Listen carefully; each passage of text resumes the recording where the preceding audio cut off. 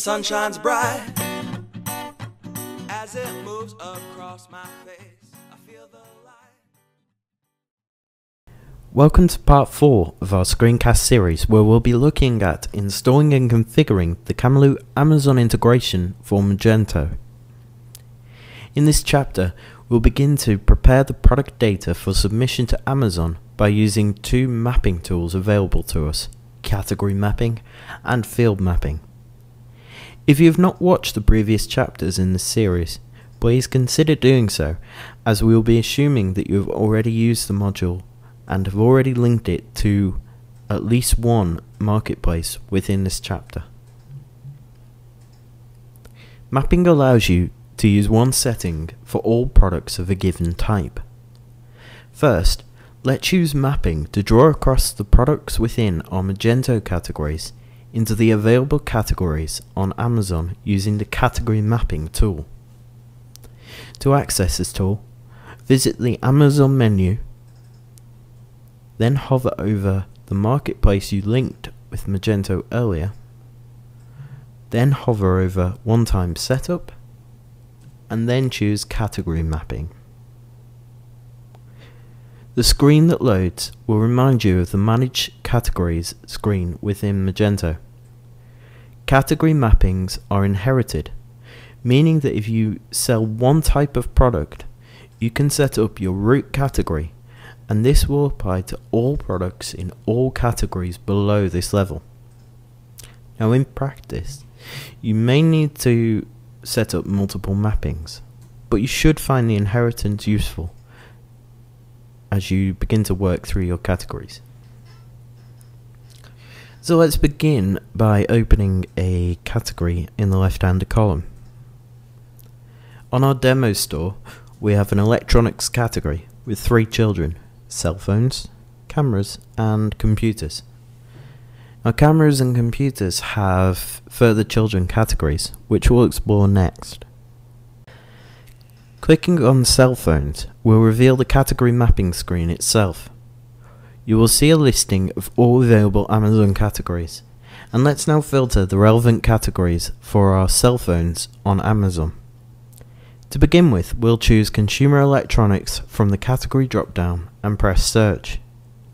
The list of options will update, and we can type a search term into the text box provided under category location in Amazon. Pressing enter will filter this list further, and as you can see, typing smartphone gives us only one option, and as this matches our products, let's click on the link in the third column to select this category as our primary category. As the name suggests, primary category is accompanied by a secondary category, and we can now select this if we wish. So let's replace smartphone with mobile. Assuming our phones are all SIM-free, the top suggestion which appears works quite well for our products. So clicking on the fourth column, we'll set this as our secondary category. Now let's look across the top area of the screen. 3 tabs are available, and clicking into the second, extra information, will show us a new screen to use.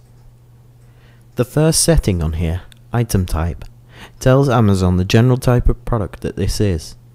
So for example, our mobile phones are consumer electronics, as we categorized earlier. So judging by what's in the drop down, we need to choose consumer electronics, consumer electronics. We can now choose a variation theme. This is useful if your product has a characteristic which separates it from similar products such as size, color, or flavor. As this doesn't really apply to mobile phones, we'll leave this and move to the next tab at the top of the screen. This screen asks us to specify the condition of our products. As we're selling mobile phones, let's select New. Below, we can enter a short note about the condition of the product. This is mainly for use with used items, so we'll leave this empty. Used items could, for example, have factory refurbished with a new 3-year warranty. Note that these notes are designed to inform the shopper rather than sell to them, and Amazon do police this from time to time. We've now mapped our cell phones category fully, and if this category had child categories, this category mapping would automatically be inherited as shown here for the cameras category. Here, we've allowed the inherited value to remain on the digital cameras category below, but we've overridden this setting on the accessories child category.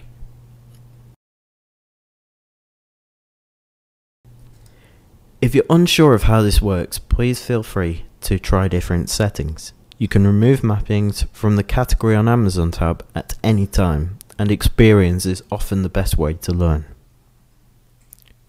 The beauty of this approach is that as we add new products under these categories in Magento, the category mapping is automatically applied to each product.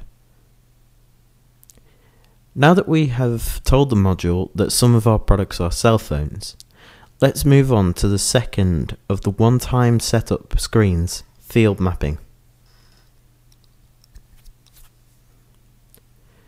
Amazon requires that you tell it as much information as possible about the products which you are selling. This helps customers make a more informed buying decision and also makes your product detail pages look more complete.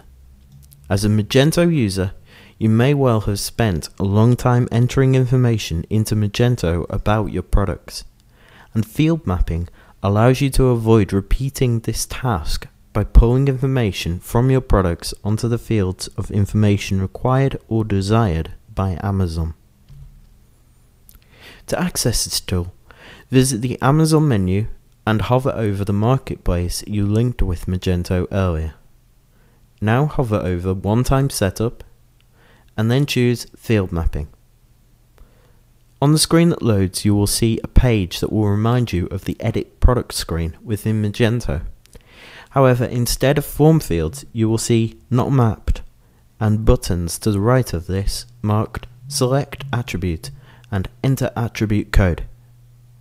Let's dive in, as this screen will become more obvious through using it. Let's hover over the top field shown, SKU.